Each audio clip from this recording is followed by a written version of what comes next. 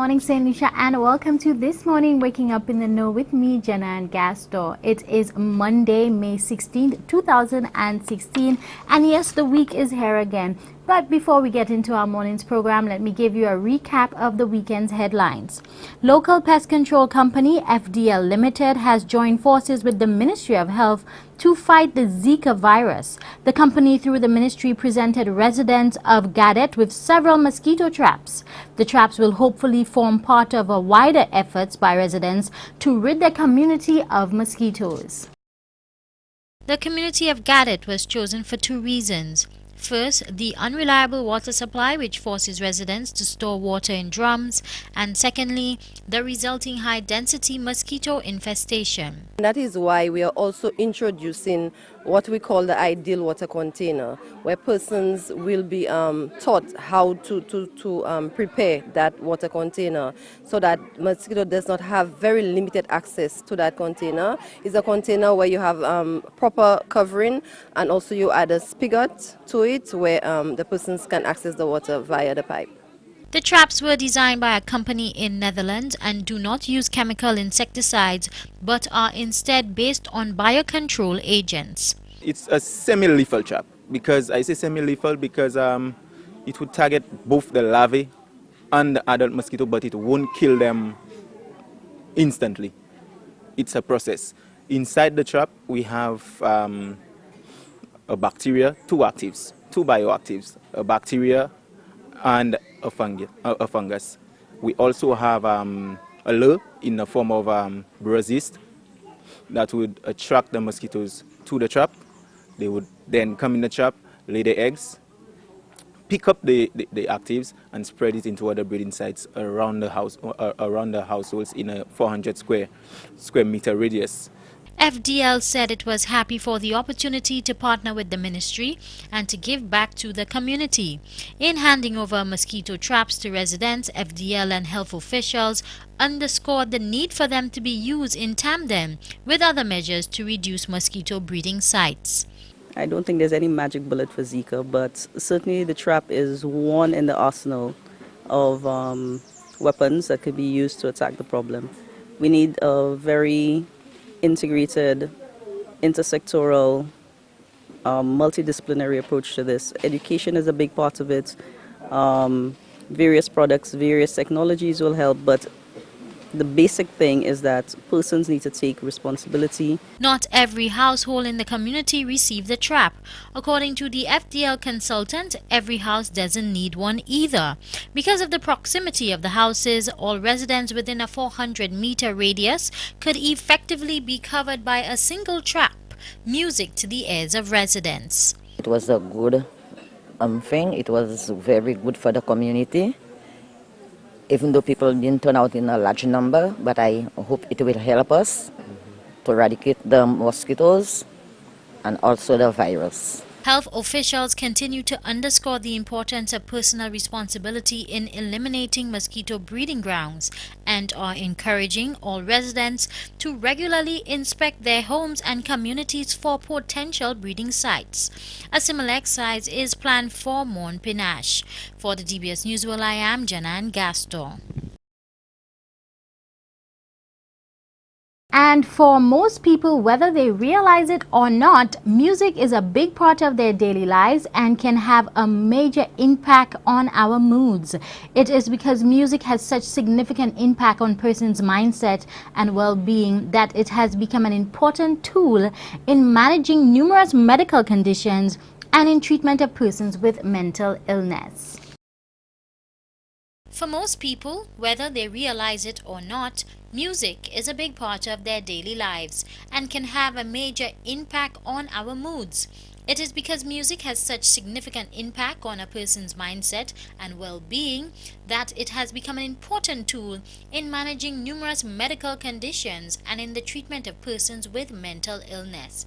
The folks at the National Wellness Center took the musical therapy to another level on Thursday when it staged a jazz concert that featured patients alongside established national international artists. Musical therapy actually is part of occupational therapy, and music therapy does a lot for our patients. It helps our patients relax. It helps them put them in a very, very good mood, as well as help them to sleep properly. So all in all, music therapy is generally very good for our patients. The event was also staged to give clients at the center a way of participating and identifying with what was going on in the wider society.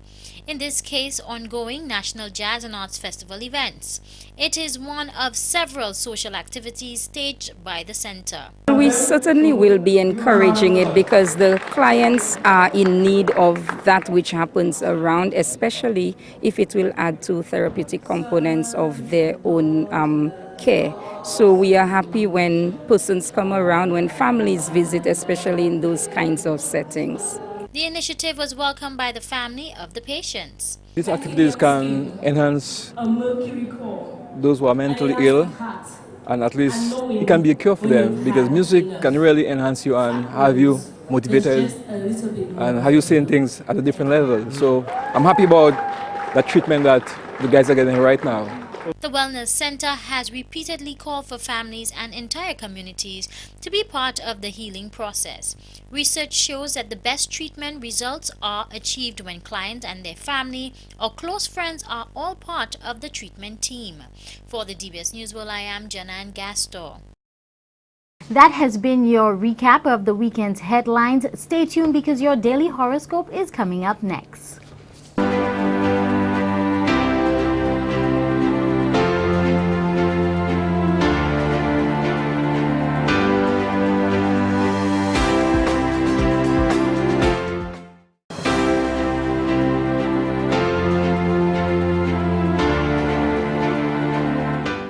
Welcome back, St. Lucia. It's now time for your daily horoscope. Aries, hidden treasures may come to light this week. If you've been mulling over ways to increase your cash flow, try rooting around in the attic, cellar, or other nooks and crannies. Also, you could hear good news regarding a job you thought you'd miss, so stay tuned for a letter or phone call. Taurus, digging up an old idea or reviving a half-finished project could bring promising and surprising results. If you feel inspired to return to a plan that seemed to be going nowhere, after a little tweaking, it could bring spectacular results this time around. The same applies to creative projects for which you may rediscover your enthusiasm and finish with a resounding flourish. Gemini, hidden information and buried secrets may come to light in the week ahead. The reason is that the focus of your mystical and spiritual sector could encourage you to unburden yourself regarding events that need processing. Cancer, a meeting with an old friend could prove quite delightful, particularly if you haven't seen each other in some time. Chances are good that you've both changed and you might get along better now than you did in the past. And with Jupiter pushing forward in your sector of talk and thought, communications look more promising. Leo, Jupiter storms ahead in your financial sector from Monday. If you've experienced delays, you should see more activity soon. However, be alert this week for openings that could enable you to enhance your income or improve your status. Virgo, if you feel you've been held back lately by unfortunate timing, this should end starting Monday as Jupiter pushes forward in your sign. Good things may start to come your way as a result, and you'll realize that all those opportunities you thought had passed you by really haven't. Libra, what does it mean when the planet of good fortune turns direct in your psychological sector? You could find that you begin to trust your intuition and become more responsive to its messages and subtle hints. The hard work you've put into spiritual disciplines such as meditation, yoga, or self-analysis could begin to show results. Scorpio, you've had a disagreement with someone or need to negotiate a deal. This week's blend of energies can help you do just that. Whether you or another makes the first move, the willingness to listen and find a compromise that works for everyone can get you back on track. Sagittarius, your ruler Jupiter pushing forward in your sector of career and goals on Monday, you may find that opportunities you've been awaiting now begin to appear. You could also get help from a boss, superior, or authoritative figure who wants to see you do well. Capricorn, if you've had no luck regarding a court case or other legal matters, things could change for the better once Jupiter pushes forward on Monday. If you're traveling or working abroad, stay alert for opportunities that could expand your options. This can be a time of magical encounters. Aquarius, someone at home resisting your ideas or desires? That could stop after the new moon on May 6. Or perhaps you've wanted to redesign or remodel a room or even a private space. Now start and get cooperation and inspiration from everyone. The May 21st full moon is all yours. Go out and dance on the stage of life. Pisces, be sure to keep everyone in the loop this week, as it will help avoid misunderstanding and needless mistakes. If you have a particular issue to deal with, the days ahead can be perfect for helping you resolve it. Be willing to sit down and discuss core problems. And that was your daily horoscope for today, Monday, May 16th, 2016. When we come back, I've got a special guest joining me here this morning at my breakfast table.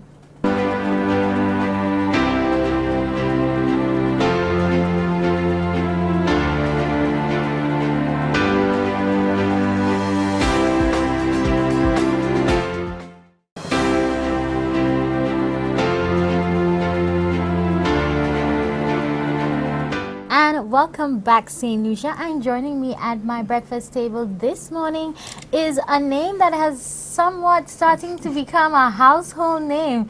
It is Yvonne Edwin. She is, boy, do I have to go through your accolades? She is president of the CSA. Congratulations on that. Thank you. We know her association with Toastmasters as well, and you work at the Department of Fisheries. You're always on television telling us fish season is closed, season is open, don't do this. How are you doing this morning, Yvonne? I am doing excellent. Yeah, great. Tell me, what has it been like? Your life all of a sudden got really busy real quick. So tell us, what is it like? It has been a challenge, I must admit. Being a fisheries assistant and communicating information as it relates to the various fisheries is a challenging job. Of course, you have to have all the facts and to advise your resource users accordingly. Now I have become the newly elected CSA president. That in itself, with all of what has been happening in the media and the issues that have confronted the union, of course, poses a new set of challenges in my life. Right. And I am currently the area director for St. Lucia for Toastmasters. And Toastmasters, as you know, is an international organization, non-profit, with a wide cross-section of persons wanting to become effective leaders. So I think I am well placed now to offer that leadership skill and the communication that maybe the union needs and my department. Now let's take it. Where do you want to start first? We have 3 areas in which we want to talk about. We want your views and your opinions and what it's like. So would you like to start with fisheries first, Toastmasters, CSA? Where do we go? We can start with Toastmasters.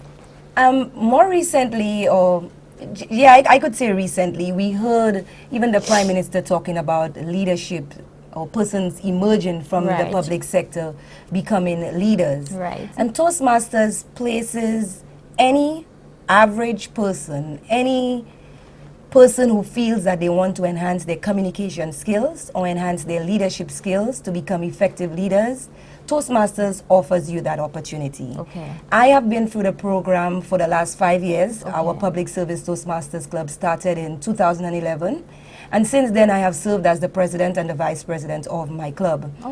I am now serving as at the district level because Toastmasters, like I said, it's international. I currently serve as the area director for St. Lucia. And so I am responsible for the clubs that are within St. Lucia. That places me in a leadership role where I can encourage members, encourage people. And of course, you would be appointed to such a position because of certain skills and the knowledge about Toastmasters that you have displayed. And it is a very fulfilling post, even to have been given the appointment to becoming the area director. And that in itself tells a story of my journey in Toastmasters. And what do you think is it about your journey that is thriving you to that upward success? Wow, I could attribute this to so many things. Right now I have a 18-year-old son. Okay. And I mean, when I had him at age 18. Okay. And my life started off at that point. I have had a lot of persons who have inspired me along my life journey, but pivotal in anything that I have done has been my son. And he has been maybe that backbone that has caused me to propel myself. Yeah. Toastmasters gave me another opportunity, and I think I am now emerging as a leader. Persons have seen me, have heard me through my job and just seen me on television through my work at Fisheries. And then they have been giving me very good and positive feedback and wondering, you know, Yvonne, since when did you become this speaker? Since when have you been so Right. vocal? And it has never been, I cannot say that I have always been at this point, but what I can say is I always felt I had something in me that I wanted to speak out Right. about. And this, with all of these things happening now, it just gives me an opportunity to propel myself even further. And if I am that role model for persons, it is something that I will continue in this vein to be positive and to offer and take the opportunity anytime it comes around. Now, me hearing your story for the first time, and this is my first time hearing this story, I think it's quite inspiring, because we do have a lot of young people who have kids at an early age, and you lose their way because they don't, some may lack support, some, you know, they just go down, they're not ready to become adults yet, obviously, because they had the child too soon. And here you are telling me that you had your son at 18 years old. Yes. But for some reason, you've managed to stay along that right path and succumb. I'm sure there must have been lots of pressure when you had that age. But you've overcome it. I have, and like you're saying, yes, I mean, leaving school, gaining 6 CXCs at that point, not knowing what life challenges would have come my way. But what I will say is that at every point where I came across an obstacle or there was a hurdle, I climbed over. And again, it's really because I felt I could not just sit back and allow life to pass me by. And so every opportunity I got, I did have persons who Right. inspired me along the way and encouraged me. But you have to be focused in life. If you take it one day at a time, things tend to fall in place, because I never planned this journey. I had never once mapped this out and said at 35 I would have been this, or at 40 I would have Yeah. been that. My life has been full of challenges, name it, I have been through it. And so I always look back on the positive, and one thing that I really want to leave with listeners is that it's not all the time that you have people around you who inspire you that you take only the good. You must allow yourself to listen to the critics. There will be persons, their opinions may not be the same as yours. Right. And so when you hear these things coming from persons, though they might be negative at the time, and of course you're only human to maybe react, it is always wiser to listen, understand what is going on, and not give feedback because or vent at that point, but to listen and think before you act. And I think along the way I learned that. I will not boast that I knew this all along. Of course. Along the way I learned that, and that is tremendously what has caused me to be at this point. You take the good with the bad, and you make a decision based on what you want, what lies within you. If you listen to everything around you and not what comes from within you, it will just cause you to go astray. And I think that has kept me focused and not caused me to derail And off my track. And being I don't know if, well, yeah, I considered myself a young mother as well, but my daughter is only 3, and I can understand and I can relate to how it feels to have a child when you're not where you want to be just yet. Yes. And so you feel almost like a fish out of water, and it's either you swim or you sink. And that is it. And though you might be independent, you might be a single parent, Yeah. you might be someone, you're not at the educational level that you want to be at this point, Yeah, you're definitely. not earning the money that you want to at this point. Definitely. You have to keep focused. I mean, I could list jobs that I had before coming into the government service, because I have been a career public servant for the last 16 years. Right. But before that, I mean, I trimmed thread of t-shirts in a t-shirt factory. There was a time I spent some time at SNS, and I worked there for about 2 weeks to a month. And I mean, they may seem as lesser jobs, but at the time, I did not give off myself to any illegal activity, but I earned at that point whatever was available, and that is the way you climb the ladder. It's stepping stones. It's stepping stones. And I think I think it's refreshing to hear that you had these jobs first, because I think a lot of our young people, they frown upon those sort of jobs. They think that, you know, they cannot do it. They're afraid of the stereotypes and the stigmatism. People will laugh at them. But you got to do what you've got to do to climb the ladder. You cannot start at the top. You cannot start at the top, and that is something young persons, if you're hearing me, this is an opportunity for you to look at your life and take it one day at a time. If the opportunity presents itself now, you take it. Do everything within the legal framework, but ensure that whatever you're doing, you're earning it in a positive way. You're earning it in a way that you will get something from it and you could move to the next level. You cannot do it all at once. You take it step by step. Right. Now, guys, as much as I'm talking about with Yvonne here about her success and her climb and her journey and you know, her struggles, if anybody knows her, like how I know and I see her around, you still remain a very humble person, always in town, you know, Lyman, you still chilling, despite having all these presidents to your name and this, you know, and it makes you wonder, hey, isn't this so, but how comes, like this is Yvonne Edwin. I am a simple person, ordinary person, St. Lucian, born and raised. I have been through, I have lived many places in terms of around St. Lucia. I started off living in Conway at my grandmother's house and then moved to my mom's house. So I was in a mixed family setting in terms of a mixed family. Then I moved to my mother's single parent dwelling. And since I had my son, like I said, I have been a single parent since then, and nothing has stopped me. And every time I think of how my life has progressed, for me, looking back on it, it has been a good journey. And I will never change who I am. And so I will keep to this natural, ordinary, simple girl. Of course, when I move into new professions such as the CSA presidency, of course you would have to uphold that office with the utmost respect. And so I will do that and not lessen or try to cause the office to be looked at in any negative way. And so I will remain professional, but of course be the simple Yvonne that persons know. All right, now let's talk about that. CSA, we don't have much time, but let's just touch on it.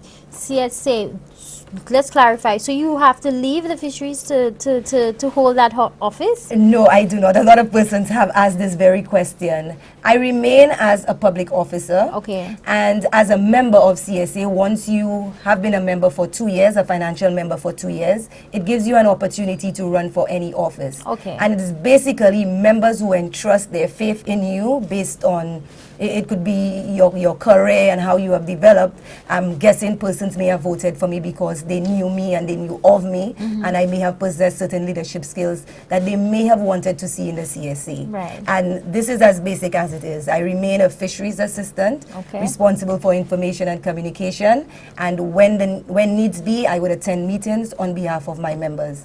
So I remain a fisheries officer, yes. Serve as president of CSA for the next 2 years. All right, there you have it, guys. Yvonne Edwin, a humble president, sitting here with me this morning. I think this is just the beginning of her career. She doesn't even know it yet. But we're going to chat some more with her when we come back. Let's just head to some commercial breaks and we'll be right back.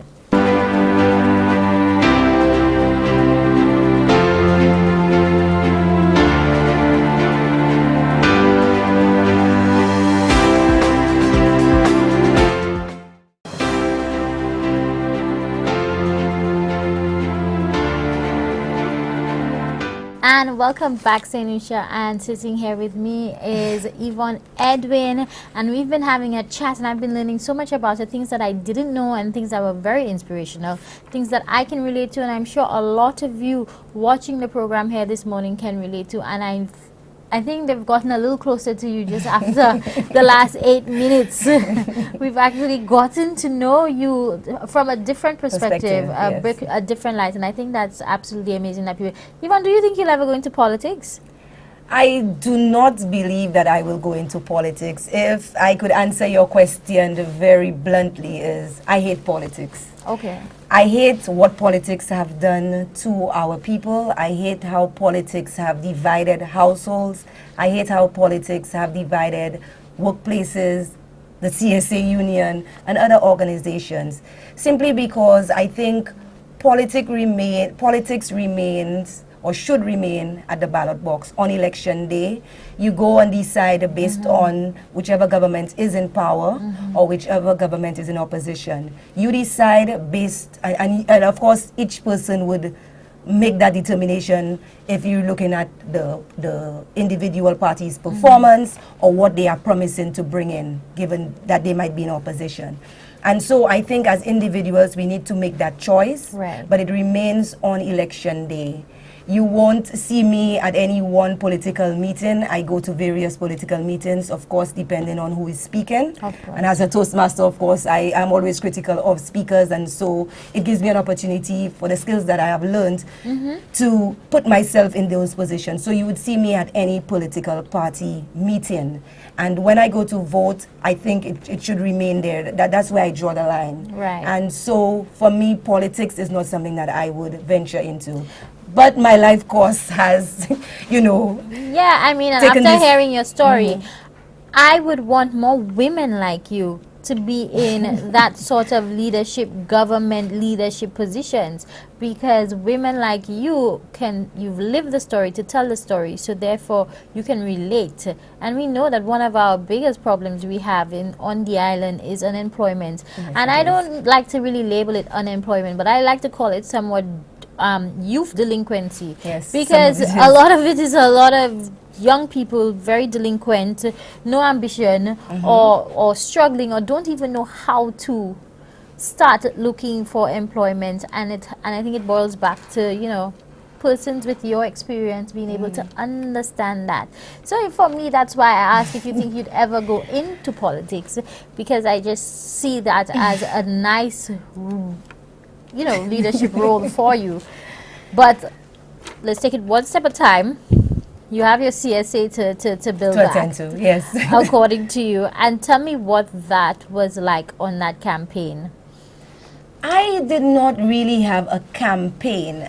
At the point where I decided enough was enough, in that I had seen my union started breaking in the sense that a lot was happening in the media, a lot of things that I did not like to see, a lot of comments, a lot of persons had lost interest in the union, a lot of persons did not have faith in the union. And CSA being the largest trade union in St. Lucia, I did not like what I saw on the outside. Though I would have gone to meetings, and if something was an issue for me, I would have been vocal there, I felt I could have bring something different to the table, and so I offered myself to serve. And that for me was all I wanted, was to serve. Hence the reason going up for 3 positions. I felt I had something to offer. The members decided, based on their votes, that I would serve in a capacity of president, and so I am honored to serve in that position. So that is my first step, and of course right now we're assessing what is happening in the union, and we are going to meet with our members and let them decide how we move forward. All right. And do you think that you've hung your hat too high, or you have, or you know, it's just right where it's supposed to be? I think it's just right where it's supposed to be. The members have spoken, their voice have been heard. They have voted for the persons based on the 4 persons going up on that ballot sheet. And I think at the end of the day, we have to accept what the members say.